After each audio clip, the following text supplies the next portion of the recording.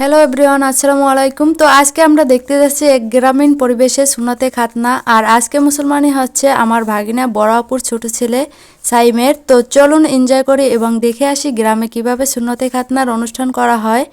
এজন্যই আজকের ব্লগে আসা আপনাদের জন্য। তো আজকে হচ্ছে সাইমের গায়ে হলুদ। তো একে একে আমরা সবাই যাচ্ছি খালে পানি নিয়ে আসতে। খাল থেকে কলসিতে পানি এনে নাকি গোসল করাইতে হয়। তো চলুন দেখা যাক সবাই মিলে আমরা কি করি।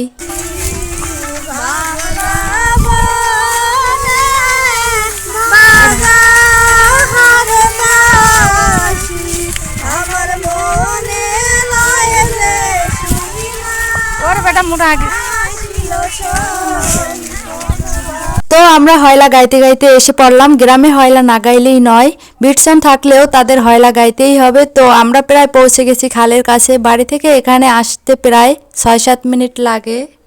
মানুষ এতগুলো থাকলেও কলসি নাকি একটাই বড়াইতে হবে। তো তাই একটা কলসি নিয়ে আসলাম সবাই মিলে। পানি ভরানোর জন্য নাকি 2টা ছেলে আর একটি মেয়ে দরকার হয়। তো 2জন ছেলে আর একটি মেয়ে মিলে এখন পানি ভরাবে।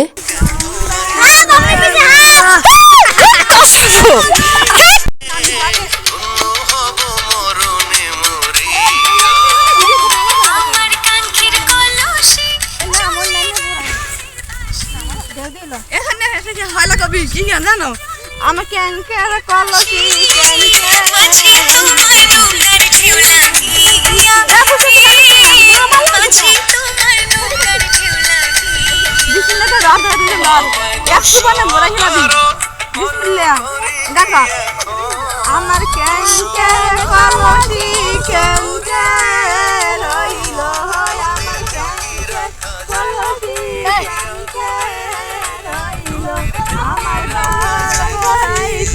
মনে নাই আমার পরনে শাড়ি পরনে রইল আমার পরনে শাড়ি পরনে রইল আমার খুশি দিয়েছে মনে নাই আমার গ্রামে বিয়ে বলুন আর সুন্নতে খাতনা বলুন আর যে কোনো অনুষ্ঠানেই অনেক মজা করা হয়। আমার তো ভীষণ ভালো লাগে। আপনাদের কেমন লাগে অবশ্যই কমেন্টে জানাবেন। তো তেমনভাবে অনুষ্ঠান করা হয়নি, ভাইয়ের ব্যবসার কাজে খুবই ব্যস্ত ছিল, তাই মোটামুটি করা হয়েছিল। ওর বড় ভাই সাকুরের অনুষ্ঠানে যদিও বড় করে করা হয়েছিল।